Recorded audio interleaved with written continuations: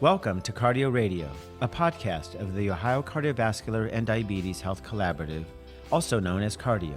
This is Dr. Michael Constant from the Case Western Reserve University School of Medicine, and I serve as the principal investigator for Cardio, a statewide network of Ohio's 7 medical schools. Cardio is funded by the Ohio Department of Medicaid and shares best practices to improve cardiovascular health and diabetes outcomes and to eliminate health disparities in Ohio's Medicaid population.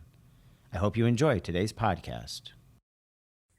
I am Elise Karen, Practice Improvement Coaching Lead for Cardio's Team Best Practices and Associate Professor of Medicine at Case Western Reserve University. Today's podcast will highlight best practices for physical activity in patients with a mobility disability. With me today is Dr. Shirley Moore. Dr. Moore is the Edward J. and Louise Mellon Professor of Nursing Emerita and Distinguished University Professor at Case Western Reserve University. She has a bachelor's degree in nursing from Kent State University and a master's and PhD degrees from Case Western Reserve University. Dr. Moore has an active program of research in cardiovascular disease factor risk reduction, focused primarily on increasing physical activity in persons at high risk for cardiac events. Over the past 12 years, she has been the director of a National Institutes of Health-funded Center of Excellence in Self-Management of Chronic Illness Research. She directs the FINE Lab, which stands for Full Inclusions of Persons with Disabilities at the Case Western Reserve University Francis Payne Bolton School of Nursing. The FINE Lab provides a set of consultation and direct services to help clinicians and researchers design approaches to promote improvement of health and fuller inclusion of people with disabilities in research, including persons with sight and hearing loss, as well as other physical and mental disabilities. Dr. Moore has secured more than 40 research grants and 8 education training grants. She has been named a fellow at the National Academies of Practice, the American Heart Association, and the American Academy of Nursing. Welcome, Dr. Moore. Thank you. So, Dr. Moore, just how big is the population in the U.S. who have a mobility disability? Mobility disability is the most common type of disability, estimated to be over 8 million people, a substantial portion of whom are wheelchair users. And this number is rapidly growing with the aging of the U.S. population. For example, in the 2010 census, 3.6 million Americans identified as using manual or motorized wheelchairs or scooters. This number is expected to be 4 times greater in the 2020 census. It's important to remember that people with mobility disabilities are a diverse group. They vary in a lot of ways. They vary in age, the variety of health conditions they have with differing underlying etiologies. They vary in the extent of their functional limitations, and they vary in their use of assistive devices, from people who use canes and walkers for mobility assistance to part and full-time wheelchair users. It's known, unfortunately, that individuals with mobility disability often have poor health outcomes compared to the public in general. According to the Centers for Disease Control and Prevention, people with disabilities are 3 times more likely to have a chronic illness such as hypertension, cardiovascular disease, and diabetes. Yet 50 to 76% of adults with mobility disability do not participate in any physical activity. The good news is that research indicates that people with disabilities do want to participate in more physical activity. For example, a recent study showed that most wheelchair users, 66%, want to engage in more physical activity. So, Dr. Moore, what are the benefits of physical activity in this population? First of all, the benefits of physical activity for all people, including those with disabilities, benefit from regular physical activity. Research has shown that individuals who participate in recommended levels of physical activity have reduced risk of premature mortality, non-communicable diseases, particularly chronic illnesses such as heart disease, hypertension, and diabetes. They have increased risk of obesity, anxiety, depression, and dementia. And if they participate, they have improved cardiovascular fitness, sleep, and quality of life. Importantly, there's evidence to support these positive outcomes in persons with limited mobility, including wheelchair users. I think often we think about wheelchair users and we don't equate physical activity with them. And one of my goals today is to kind of change that perception. For people with mobility disability, physical activity has been shown to improve flexibility and balance, confidence and self-ambulation, physical fitness, cardiovascular health. Physical activity participation also increases participation in activities of daily living and quality of life, as well as reduced depression and reduced falls. Wheelchair users in particular have been shown to be at high risk for obesity, and physical activity can assist them in maintaining a healthy weight. Interventions to increase physical activity could also play a role in improving preventive health care of persons who rely on mobility devices, such as being able to even access primary care services and see their clinicians more often. Physical activity in this population can also increase their workforce participation and, of course, their independence. We need more research, however, on the social participation impacts of physical activity. The physical benefits are more known, but we're working on understanding more about participation and what that means for people using mobility devices. Dr. Moore, are there evidence-based guidelines for increased physical activity in individuals with disability? Yes, even the general ones for the general public, the Physical Activity Guidelines for Americans, published in 2018 by the Department of Human Services, highlights the need for increased physical activity in populations living with disability, and they recommend a mix of strength training and aerobic exercise to promote wellness and prevent disease in this population. Still, the guidelines emphasize the need for more research to identify safety and especially the types and doses of exercise for specific populations with mobility disability, such as those with spinal cord injuries, multiple sclerosis, and cerebral palsy. It's possible that the doses of exercise to maintain particular impacts might be different among those populations, and we've really yet to study that. In general, though, we know that it works well. Physical Activity Guidelines for Americans, as we know, recommend both aerobic exercise and muscle strengthening activities. For example, for aerobic, for the general population and for people with disabilities, it's recommended that at least 150 to 300 minutes of moderate intensity exercise a week or 75 to 150 minutes of vigorous intensity be engaged, or some combination of those two per week. The recommendation also recommends moderate or greater intensity muscle strengthening activities with involvement of all major muscle groups on 2 or more days a week. It also addresses older adults, and that older adults should do multi-component physical activity that includes balance training, as well as the aerobic and muscle strengthening activities. So just how do these general guidelines for the public apply to people with mobility disability? First, as primary care providers, it's important to recognize that our patients with mobility disabilities are looking to us for recommendations, prescriptions, if you will, for physical activity. They want to know what type of exercise they should do, how much to do, and how to do it safely. As professionals, this usually starts with us doing an assessment prior to recommending physical activity so that physical activity can be individualized and based on health and function instead of disability. The exercise prescription also should take into account a person's participation in general life activities and consider factors such as motivation level and depression. The National Center on Physical Activity and Disability has several resources on making physical activity accessible to people of all abilities. What are the risks of physical activity in this population, Dr. Moore?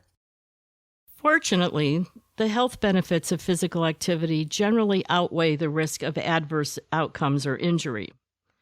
Studies in generally healthy people clearly show that moderate intensity physical activity, such as brisk walking, has a low risk of adverse events. These adverse events primarily fall into 3 categories: musculoskeletal injury, injury from a fall while engaging in physical activity, and cardiac events.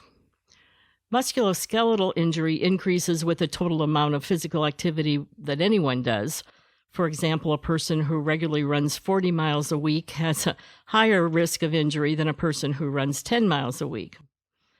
Participation in contact or collision sports, such as soccer or football, has a higher risk of injury than non-contact physical activities, such as swimming or walking. However, when performing the same activity in general, people who are less fit are more likely to be injured than people who are more fit. Regarding cardiac events, such as a heart attack or sudden death during physical activity, these are rare. However, the risk of such cardiac events does increase when a person suddenly becomes more active than usual. The greatest risk occurs when an adult who usually is inactive engages in vigorous intensity activity. People who are regularly physically active have the lowest risk of cardiac events while being active and overall. There are some special populations in which precautions need to be taken to exercise safely. For example, heat regulation may be a problem in people with spinal cord injuries. This is because of the reduced activity between the spinal nerves and the part of the brain that regulates temperature in our bodies.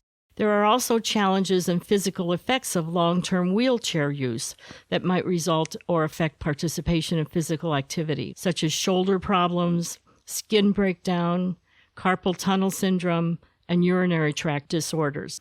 The bottom line is that the health benefits of physical activity far outweigh the risk of adverse events for almost everyone.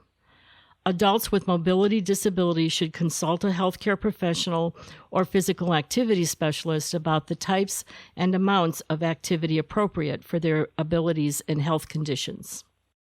Specifically, what exercises are recommended for persons with limited mobility? I'm going to address this question thinking about two major populations, people who use canes and walkers and those who use wheelchairs. So exercise is recommended for people who use canes and walkers should concentrate on maintaining balance and strength in lower limbs, which are particularly important for participation in activities of daily living, as well as participating in common aerobic exercise such as walking or cycling. Lower limb exercise such as walking or cycling and swimming has been shown to improve balance, muscle strength, and cardiovascular endurance. Exercise for improving balance and strength in adults using canes and walkers can be found at the Cardi-OH website, which is found at Cardi-OH.org, if you want to go and check that out. In particular, the sit-to-stand exercise is an excellent exercise to increase muscle strength of legs in older adults. I like this one particularly because it can be taught easily in a primary care office. To increase flexibility, many common yoga and Tai Chi maneuvers can easily be adapted to suit people who have mobility disabilities or use a wheelchair. Examples of these adapted yoga and Tai Chi movements are also available online at the website of the National Center on Physical Activity and Disability. This website, by the way, has information for clinicians as well as a lot of information where your patients can go in and actually watch videos of the various exercises. For wheelchair users, strength training exercise to build strength in the arms, chest, core, and legs are recommended. Demonstrations of whole body strength exercises for wheelchair users can be again found at the website of the National Center on Physical Activity and Disability and are referred to also at the website of Cardi-OH.org. Examples of upper body strength exercise include seated shoulder presses using weights or elastic bands called resistance bands often. Doing these for a longer period of time actually provides aerobic activity as well as strength building. Seated jumping jacks or air boxing also are good for aerobic exercise for wheelchair users. And again, good video demonstrations of all of these are available at the websites that I just previously mentioned. Dr. Moore, do you have some specific advice about how we can better support persons with mobility disabilities successfully engage in physical activity? First, health professionals should work together with people with disabilities to design individualized physical activity plans to help them stay active. I think often we forget to ask people, how do you usually transfer from a wheelchair to the bed or the wheelchair to a chair in your house? Those kind of questions, asking about how they normally do things will help us in planning individualized physical activity plans. An assessment of the ability to participate in different types and amounts of physical activity can be done by the primary care health team. This often means referral to a physical or rehabilitation therapist for assessment and treatment. Prior to prescribing physical activity, the following steps are suggested just to provide safety considerations. Usually it starts with a verbal consultation and a physical assessment in putting together the plan. The plan considers usually a warm-up to the exercise, a slow start and increase in small increments and levels. A safe environment also should be considered, such as removing trip hazards in their home environment or backyard. I know a lot of times in Ohio, when the weather is bad, we suggest indoor walking routines for people in their house. Having them remove rugs and things that they might trip on should be part of the plan when they think about implementing such a routine. Considerations of adaptations and accommodations for balance and physical activity should also be taken into account. For example, making sure that there are rails on stairs in their homes, or that they have chairs to get in and out of that have arms in them that they can use for strength. These are thinking about their environments that keep them moving in general. The recommended amount and type of physical activity may vary based on the person's interests and abilities. A summary of the evidence for physical activity and considerations for people with disabilities, again, can be found at the Cardi-OH Ohio website. We also should work with patients to identify and remove barriers for participating in regular physical activity. The CDC guidelines, recommendations, and resources for healthcare providers to use when counseling people with disability on increasing their physical activity include suggestions for addressing barriers to physical activity for adults with disabilities. As I said before, I also highly recommend the resources on the website of the National Center on Physical Activity and Disability. Dr. Moore, what are some of the barriers to physical activity in persons with disabilities? The barriers can be many on different levels. They can include economic issues, such as the ability of someone to buy special equipment or adapting equipment or environment in their home. Another barrier is just professional knowledge, the training and education, perceptions and attitudes of adults without disabilities, including professionals. Another barrier are some of the non-inclusive policies and procedures at the facility or community level. And of course, availability of resources in general to help make the adaptations and to help the general public and people understand better people with disabilities. As providers, we should also be aware that there are both environmental and people barriers to access preventive healthcare services, especially wheelchair users. We know that the literature says that they put off going to see a primary care clinician just because access is not easy.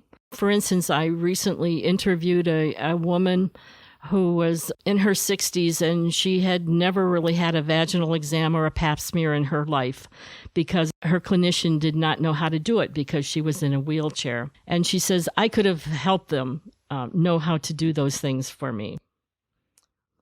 It's important that we not view wheelchairs as a negative thing.